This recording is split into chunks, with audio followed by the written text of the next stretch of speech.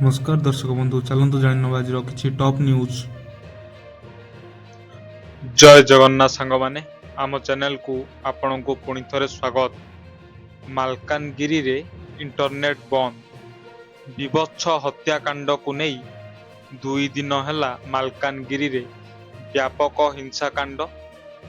MV26 ଗାଁରେ ଆଜି ପୁଣି ବ୍ୟାପକ ଭଙ୍ଗାରୁଜା ଓ ପୋଡ଼ାଜଳା କରିଛନ୍ତି ହଜାର ହଜାର ଅସ୍ତ୍ରଶସ୍ତ୍ରଧାରୀ ଲୋକ। ତା ପୁଣି ପୁଲିସ ଆଖି ଆଗରେ। ସ୍ଥିତି ଶାନ୍ତ କରିବାକୁ BNC 163 ଧାରା ଲାଗୁ ହେବା ସହ 24 ଘଣ୍ଟା ପାଇଁ ମାଲକାନଗିରି ଜିଲ୍ଲାରେ ଇଣ୍ଟରନେଟ୍ ସେବା ବନ୍ଦ ରଖାଯାଇଛି। ସେପଟେ ମୃତ ମହିଳାଙ୍କ କଟାମୁଣ୍ଡ ଖୋଜା ଚାଲିଛି ଏବଂ ହତ୍ୟାକାଣ୍ଡର ସମ୍ପୃକ୍ତି ସନ୍ଦେହରେ ପୁଲିସ 2 ଜଣଙ୍କୁ ଅଟକ ରଖି ପଚରାଉଚରା କରୁଛି। ପରବର୍ତ୍ତୀ ଖବର, ଝିଅ ବାହାଘର ପାଇଁ ସରକାର ଦେବେ 51,000 ଟଙ୍କା। ଓଡ଼ିଶା ସରକାର ଆଣିଛନ୍ତି ନୂଆ ଯୋଜନା, ଯାହାର ନାଁ ହେଉଛି ମୁଖ୍ୟମନ୍ତ୍ରୀ କନ୍ୟା ବିବାହ ଯୋଜନା। ଏବେ ଏ ଯୋଜନା ଲାଗୁ ହେବାର ପ୍ରକ୍ରିୟା ଆରମ୍ଭ ହୋଇସାରିଛି। ପରବର୍ତ୍ତୀ ଖବର, ଏବେ ଆଉ ଘରକୁ ଆସିଲେ ରହିବନି ଅଫିସର ଚିନ୍ତା। ଘରେ କରିବାକୁ ପଡ଼ିବନି ଅଫିସ କାମ। ଅଯଥାରେ କଲ୍ କରିବେନି ଅଫିସ ବସ୍। ଯାହାକୁ ପ୍ରସଙ୍ଗ କରି ଶୁକ୍ରବାର ସଂସଦରେ ଏକ ପ୍ରସ୍ତାବ ଆଣିଥିଲେ NCP ସାଂସଦ ସୁପ୍ରିୟା ସୁଲେ। ଅଫିସ ସମୟ ପରେ କର୍ମଚାରୀଙ୍କୁ କାର୍ଯ୍ୟାଳୟ କାମରୁ ଦୂରେଇ ରଖିବାକୁ ପ୍ରସ୍ତାବରେ ସେ କହିଥିଲେ, ଯାହାଦ୍ୱାରା ପରିବାର ଏବଂ କର୍ମସ୍ଥଳୀ ମଧ୍ୟରେ ସନ୍ତୁଳନ ରହିପାରିବ। ତେବେ ସୁପ୍ରିୟାଙ୍କୁ ଏପରି ପ୍ରସ୍ତାବକୁ ନେଇ ଲୋକସଭାରେ ବିଲ୍ ଆଗତ ହୋଇଛି। ସେ ନିଜେ ବିଲ୍କୁ ଆଗତ କରିଛନ୍ତି। ପରବର୍ତ୍ତୀ ଖବର, ଅଷ୍ଟମ ବେତନ କମିଶନ ଉପରେ ଆସିଲା ବଡ଼ ଅପଡେଟ୍। କେନ୍ଦ୍ର ସରକାରୀ କର୍ମଚାରୀ ଏବଂ ପେନ୍ସନଭୋଗୀଙ୍କ ପାଇଁ ଅଷ୍ଟମ ବେତନ କମିଶନ ସମ୍ପର୍କରେ ଏକ ଗୁରୁତ୍ୱପୂର୍ଣ୍ଣ ତଥ୍ୟ ସାମ୍ନାକୁ ଆସିଛି। କେନ୍ଦ୍ର ଅର୍ଥ ମନ୍ତ୍ରଣାଳୟ ରାଷ୍ଟ୍ରପତିଙ୍କ ପଙ୍କଜ ଚୌଧୁରୀ ସୋମବାର ଲୋକସଭାରେ ସୂଚନା ଦେଇଛନ୍ତି ଯେ ଅଷ୍ଟମ ବେତନ କମିଶନ କାର୍ଯ୍ୟକାରୀ ହେଲେ 50.14 ଲକ୍ଷ କେନ୍ଦ୍ର ସରକାରୀ କର୍ମଚାରୀ ଏବଂ ପ୍ରାୟ 69 ଲକ୍ଷ ପେନ୍ସନଭୋଗୀ ଉପକୃତ ହେବେ। ମନ୍ତ୍ରୀ ସ୍ପଷ୍ଟ କରିଛନ୍ତି ଯେ ଅଷ୍ଟମ ବେତନ କମିଶନର କାର୍ଯ୍ୟକାରୀ ତାରିଖ ସରକାର ସ୍ଥିର କରିବେ। କମିଶନ ଗଠନ ହେବାର 18 ମାସ ମଧ୍ୟରେ ଏହା ଦରମା ସଂରଚନା, ପେନ୍ସନ, ଭତ୍ତା ଏବଂ ଫିଟମେଣ୍ଟ ଫ୍ୟାକ୍ଟର ଉପରେ ନିଜର ସୁପାରିଶ ପ୍ରଦାନ କରିବ। ପରବର୍ତ୍ତୀ ଖବର, ଆଉ ଦାଦନ ଖଟିବାକୁ ଯିବେନି ଶ୍ରମିକ। ମୟୂରଭଞ୍ଜ ଜିଲ୍ଲା ବେତନଟୀ ବ୍ଲକ ଅଧୀନ ବୈଶିଙ୍ଗା ଆଖପାଖ ଅଞ୍ଚଳରୁ ଦୂରେଇ ଯିବ ଦାଦନ ଦୁଃଖ। ଆଉ ଦାଦନ ଖଟିବାକୁ ଯିବେନି ପୁରୁଣିଆ ତଥା ଆଖପାଖ ପଞ୍ଚାୟତର ହଜାର ହଜାର ଶ୍ରମିକ। କାରଣ ସେମାନେ ଘର ପାଖରେ ପାଉଛନ୍ତି ରୋଜଗାର। ବଡ଼ସାହି ବିଧାୟକଙ୍କ ପ୍ରଚେଷ୍ଟା ଏବଂ ITDA ସହଯୋଗରେ ନିର୍ମାଣ ଚାଲିଛି ଉତ୍ତର ଓଡ଼ିଶାର ବୃହତ ଇଣ୍ଡଷ୍ଟ୍ରିଆଲ ଫୁଡ୍ ପାର୍କ। 5,000ରୁ 10,000 ଲୋକ ପାଉଛନ୍ତି ଦୈନିକ ରୋଜଗାର। ପରବର୍ତ୍ତୀ ଖବର, ମୁଖ୍ୟମନ୍ତ୍ରୀ ହେବା ପାଇଁ ଦରକାର 500 କୋଟି। ପଞ୍ଜାବ ରାଜନୀତିରେ ବଡ଼ ହଲଚଲ। କଂଗ୍ରେସ ନେତା ଏବଂ ପୂର୍ବତନ ବିଧାୟକ ନବଜୋତ କୌର ସିଦ୍ଧୁଙ୍କ ଏକ ବୟାନ ପଞ୍ଜାବ ରାଜନୀତିରେ ଏକ ବଡ଼ ବିବାଦ ସୃଷ୍ଟି କରିଛି।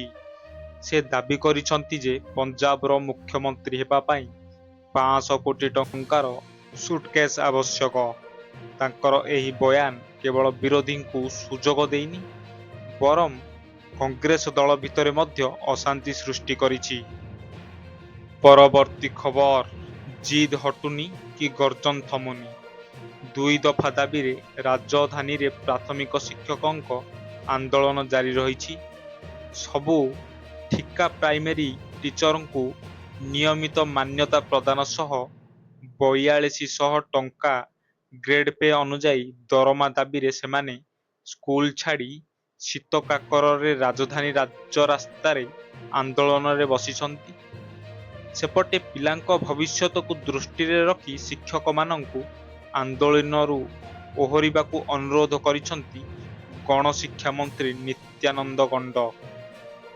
ପରବର୍ତ୍ତୀ ଖବର ଭିଜିଲାନ୍ସ ଜାଲରେ ଏସ୍ଆଇ ଯାଜପୁର ଟାଉନ ଥାନା ଏସ୍ଆଇ ନନ୍ଦକିଶୋର ଦାସ ଏକ ଜମିଜମା ବିବାଦ ସମାଧାନ କରିବାକୁ 5,000 ଟଙ୍କା ଲାଞ୍ଚ ନେଉଥିବା ବେଳେ ସୋମବାର ସନ୍ଧ୍ୟାରେ ଯାଜପୁର ଭିଜିଲାନ୍ସ ହାତରେ ଧରାପଡ଼ିଛନ୍ତି। ଭିଜିଲାନ୍ସ ବିଭାଗ ଲାଞ୍ଚ ଟଙ୍କା ଜବତ କରିବା ସହ ତାଙ୍କୁ କାର୍ଯ୍ୟାଳୟକୁ ନେଇ ପଚରାଉଚରା ଚଳାଇଛନ୍ତି।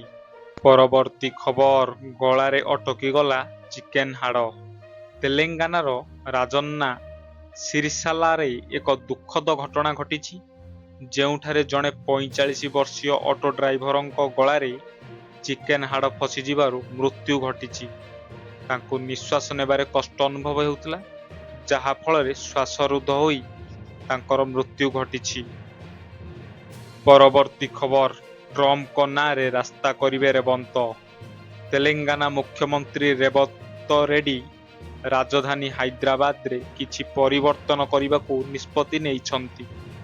ହାଇଦ୍ରାବାଦ ସହରସ୍ଥିତ ଆମେରିକୀୟ ବାଣିଜ୍ୟ ଦୂତାବାସ ନିକଟ ଦେଇ ଯାଇଥିବା ରାସ୍ତାକୁ ସେ ଡୋନାଲ୍ଡ ଟ୍ରମ୍ପ ଆଭେନ୍ୟୁ ନାମରେ ନାମିତ କରିବ ବୋଲି ଘୋଷଣା କରିଛନ୍ତି।